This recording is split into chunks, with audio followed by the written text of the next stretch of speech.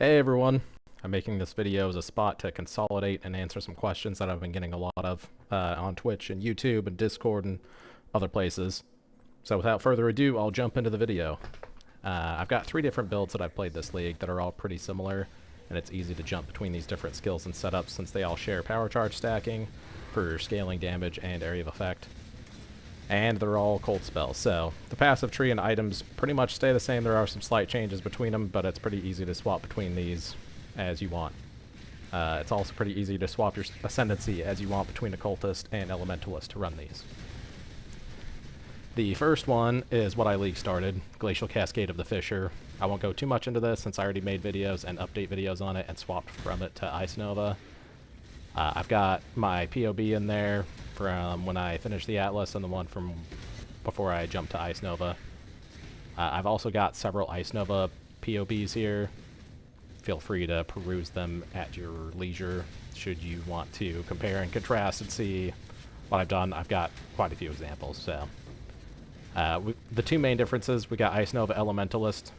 For normal mapping or easy strong boxes, you don't even need Ice Nova or Frost Bolts. You can just use a normal Vol Ice Nova for company mapping. Ice Nova Occultist, this has always been my go-to, my bread and butter for every league for several leagues in a row now. I've updated it for 3.27 and optimized it some more. I've got a lower budget version and higher budget version and a bunch of different versions, so feel free to go through them and make your own.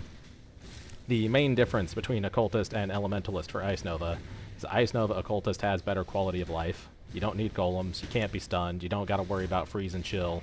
Enemies do less damage to you, you can easily swap into Profane Bloom for those sweet, sweet chaos explosions. It's beautiful. And you don't need the crazy expensive Forbidden Flesh and Flame for Forbidden Power. Ice Nova Elementalist has similar damage to Occultist, maybe a bit more, has quite a lot more AOE potential, but you're squishier and you have less quality of life. If your golems die, you're going to have a bad time. You can be stunned. Chill is annoying to deal with if you don't want to sacrifice a jewel slot and a mage blood flask suffix for ailment immunity, or you can get it on rare boots if you run the Giga Tank edition that I've also got below. I've got versions with the usual power charge stacking setup with crazy damage, ones with less damage, a lot more survivability. If you're doing a farm that doesn't require Giga damage, like strong boxes, harvest, expedition, whatever, then you can easily run the super tank version or a variation of it and barely notice a damage difference. I often tailor my builds to what I'm farming, so you can also use these as examples for changing up your gear and passive tree to match what you're farming. If you're farming Ubers, you obviously need more damage than tankiness or area of effect, so feel free to swap those out for more damage on the tree and some crit clusters instead of AoE clusters. I've also made tons of videos on Ice Nova. Ice Nova of Frost Bolts this league doesn't have any changes from last league, other than we just gotta fix some mana issues because we don't have a mercenary. The last build that I want to cover is a new one that I'm adding to my big AoE Cold Witch spell compendium, and it's one that I've not seen a build guide for before. It's Bomb of Instability, and since this is a new one, I'll be releasing a guide on it shortly after I finish playing around with it and get it to where I want it. Now, on to the frequently asked questions. This applies to every single one of these builds, as they are all very similar and easily swapped to from the others. Since they all stack power charges, they all use lots of AoE, armor, energy shield for defenses, spell block, all that fun stuff, and they can all either be done on Occultist or Elementalist. My most asked question this league by far, how to get tankier. You have several options. If you want to never die again while mapping, refer to the POB for the Ice Nova Giga Tank. You have a lot less damage and less AoE, but the damage is still respectable and more than enough for Tier 16 and Tier 17 mapping. More on Tier 17 mapping in a bit, though. If you don't want to go all in on tank and recovery, here are a couple of things to look into and try out for yourself. Number 1, run Determination. This is slotted in by default on Ice Nova and Frostbomb, but not Glacial Cascade, since that needs heralds for scaling damage. To run Glacial Cascade with Determination, you need more mana reservation. You can look at my PoBs for some ideas, since I tried to do a bunch of different ways of getting the mana reservation you need, mostly in the Ice Nova ones. So you can look at those for some ideas, some inspiration. I'll also list them out here, which I listed them in a previous video. I don't remember which one, probably the Glacial Cascade one. Starting at number 1, 35% increased effect, mana reservation, small clusters. Number 2, enlightened supports. You can have a level 4 with Hatred, Determination, and Discipline, since those are your highest reservation auras. And then you can slot in another Enlighten with Tempest Shield and your Heralds if you want to. Number 3, Anoint Charisma on your Amulet, or use a Supreme Ego Impossible Escape. No idea how much that is, but that's an option. And Anoint Infuse to free up some passive points so you can run an RMR cluster. Swap out the Crown of the Inward Eye helmet for a well-crafted rare helmet with mana reservation efficiency, also known as RMR. You can get double RMR from Eater of Worlds Influence and using a Loathing Essence on a helmet. This is the cheapest option. It's what I did at the league start, but you lose quite a lot of DPS from not having +1 power charge or Crown of the Inward Eye. You don't lose any tankiness, though, if you have good prefixes on it. Number 5, a more expensive helmet craft. You can craft a Divine Crown or Archdemon Crown, though the craft will differ a lot between these two. The Divine Crown will be easier and less expensive, but still pretty expensive, and I won't go too much into the craft here. You want Elevated Redeemer on it for RMR and Warlord for +1 power charge, and you should only lose a bit of power compared to Crown of the Inward Eye. And you can actually gain some power from it over Crown of the Inward Eye if you hit the other Redeemer suffix for nearby enemies have reduced cold resistance. Coming in at number 6, Corrupted Rare Cobalt Jewels with 3% RMR as an affix and 2% as an implicit, or just get a couple of them that have 3% RMR on them. Number 7, you can run one of the big auras using a Spectre setup, but it doesn't have 100% uptime. Also not 100% sure if this still works. I did it last league or maybe the league before. It's the Dark Marionette Spectre with Guardian's Blessing on it. Or if you're feeling adventurous, you can use one of your golems instead, since they also auto-revive after 4 seconds. Just put it on like your Flame Golem, since that's the one that matters the least if it dies. And number 8, this applies to Glacial Cascade specifically, you can take the Herald Ascendancy to get more RMR on your Heralds, and you can also go for the Herald passives on the passive tree to get more reservation efficiency of your Heralds.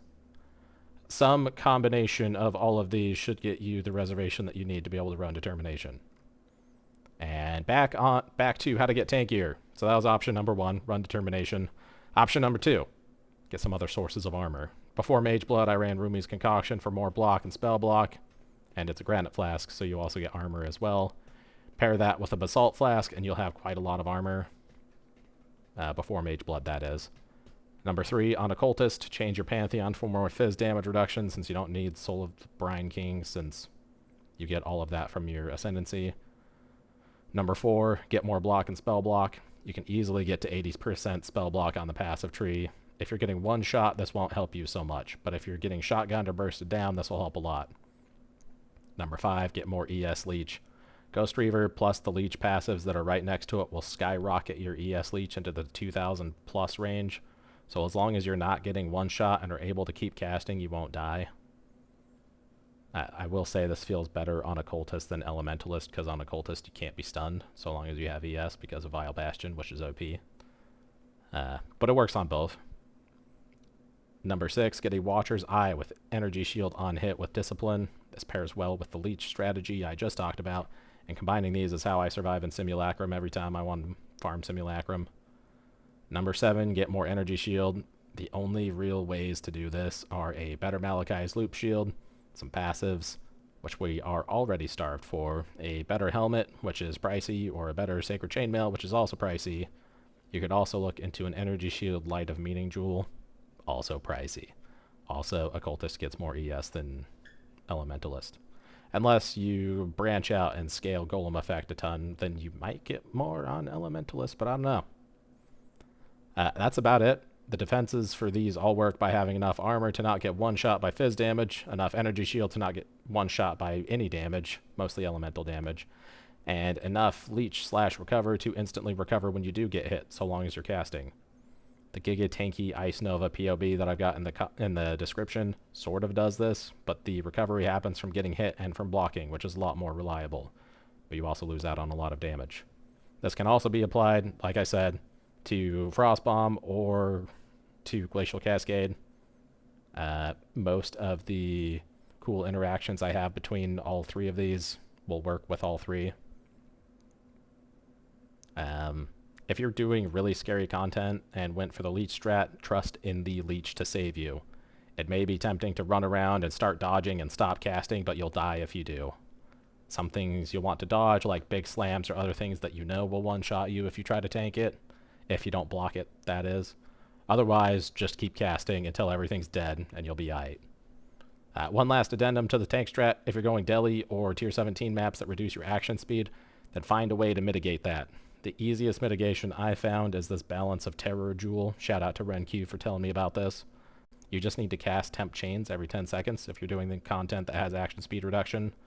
The two main ones are Tier 17 maps. Most Tier 17 map bosses will reduce action speed. There's also petrification statues. There's reduced action speed for every time you cast a spell, and some other annoying ones like drowning orbs. Or Simulacrum / Delirium with the grabby ground hands that reduce your action speed a ton.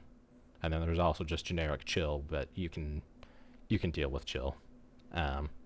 Once you have Mage Blood, the tank options open up much more. You can get much higher max res, much higher armor. But that's expensive. Moving on to the next frequently asked question. How to get more damage. Easy sources of damage, depending on your budget and where you're at in the builds. The first one is using the Ralakash, Graven Secret, Malachi's Loop, Toolfall if you're using Ice Nova setup. That gives you an incredibly large amount of damage, and it's pretty cheap this league. Number 2, a Bottled Faith Flask, a fairly cheap but high quality of life Watcher's Eye mod, is the one that makes consecrated ground effects linger. This works on both you and enemies, so if they move off the consecrated ground from the flask or from your zealotry, then they'll still take more damage for 2 seconds because it lingers, which is enough for you to get more consecrated ground underneath them from zealotry, which that works with the Bottled Faith Flask. It doesn't have to be consecrated ground that's created by the sulfur flask. It can also be created by zealotry, and it'll apply the effects of the sulfur flask.